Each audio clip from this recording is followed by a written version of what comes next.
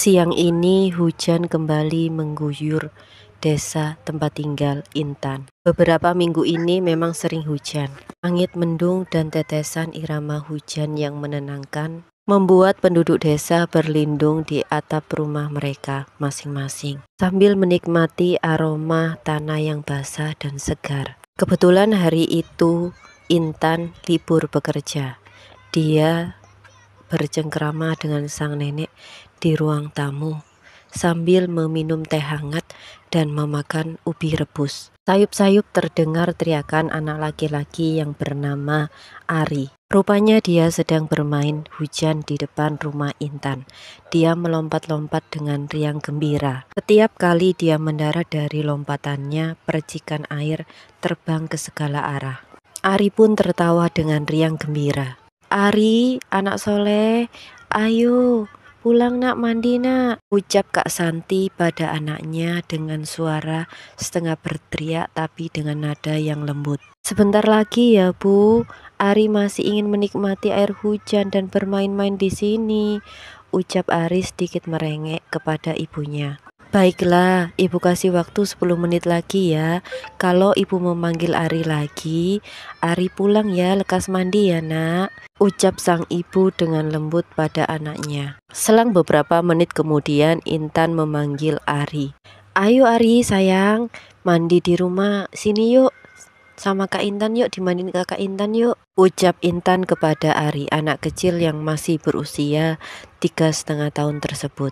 Setelah selesai mandi, Intan membuatkan Ari susu hangat dan ubi rebus untuknya. Ari pun menyeruput susu hangat yang dibuatkan Intan sampai habis dan memakan ubi rebusnya satu buah. Kak Intan, Ari sudah kenyang.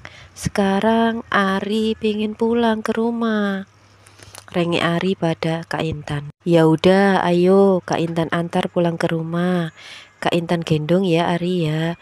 "Iya Kak Intan," jawab Ari dengan manis. "Terima kasih ya Tan, kamu sudah membantu Mbak memandikan Ari," ucap Kak Santi sambil tersenyum tipis. "Sama-sama kakakku yang cantik. Lagian Intan senang kok membantu kakak memandikan Ari. Ari tadi juga sudah minum susu hangat dan ubi rebus Kak," ucap Intan sambil tersenyum menatap kakak Santi. "Wah, terima kasih banyak ya Tan," ucap Santi sambil menempuk bahu Intan. Pada tengah malam sekitar pukul 1 malam terdengar suara tangisan yang menyayat hati.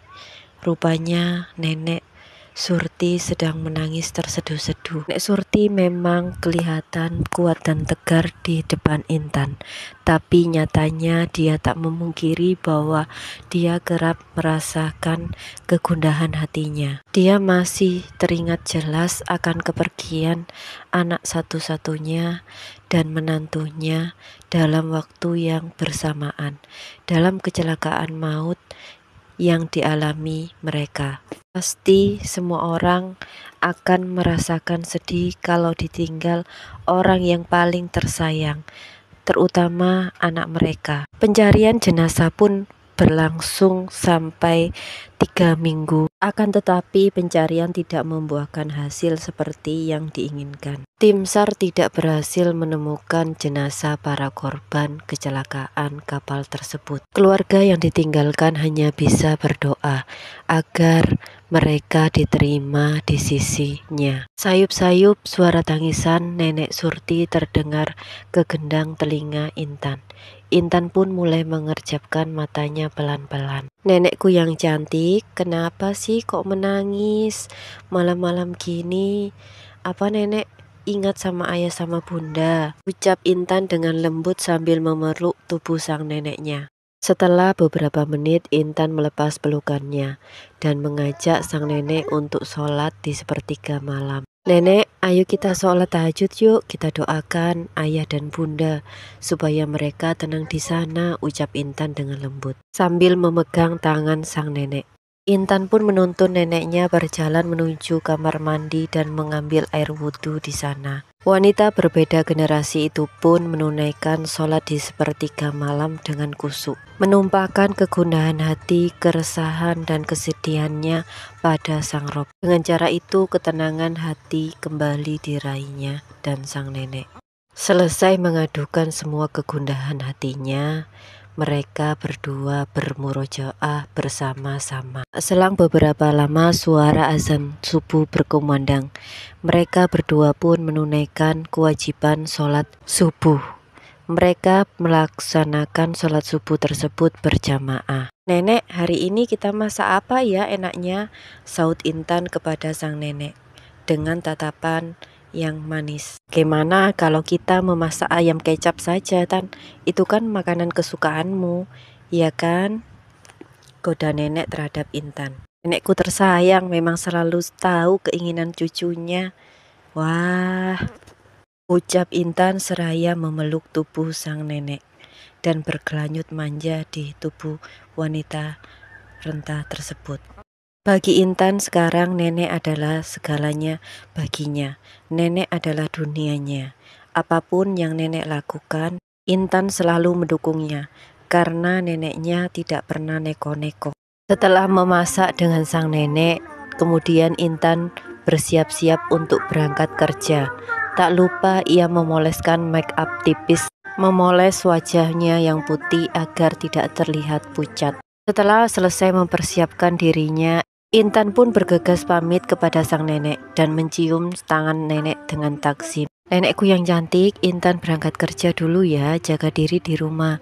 Jangan lupa minum obatnya ya," ucap Intan sambil tersenyum manis kepada sang nenek. "Hati-hati di jalan ya Tan, jangan ngebut loh," ucap nenek kepada sang cucu. Intan pun tersenyum manis sambil memberikan hormat kepada sang nenek. Setelah Intan berangkat kerja, sang nenek melanjutkan rajutannya. Sepanjang perjalanan, Intan dimanjakan dengan pemandangan. Sinar mentari mulai menyapa di desa kecil di Jawa Timur tersebut. Langit berwarna merah muda dan embun yang masih menempel pada dahan-dahan pepohonan memperlihatkan keindahan yang tenang. Sepanjang perjalanan, Intan tak lupa melantunkan sholawat dari bibir mungilnya yang tipis. Di sepanjang perjalanan menuju tempat kerja, Intan disuguhkan dengan pemandangan yang indah. Sawah-sawah hijau terbentang luas di sepanjang jalan pedesaan. Tanaman padi yang mulai ditanam mulai menghijau. Burung-burung kecil bermain-main di antara batang-batang padi. Para petani berjalan menuju sawah. Mereka berbicara dengan riang, seolah tidak ada beban di pundak mereka. Dengan bersemangat menyambut hari baru. Saat sampai di kota, dipenuhi dengan klakson para pengguna sepeda dan mobil, Intan membelah jalanan.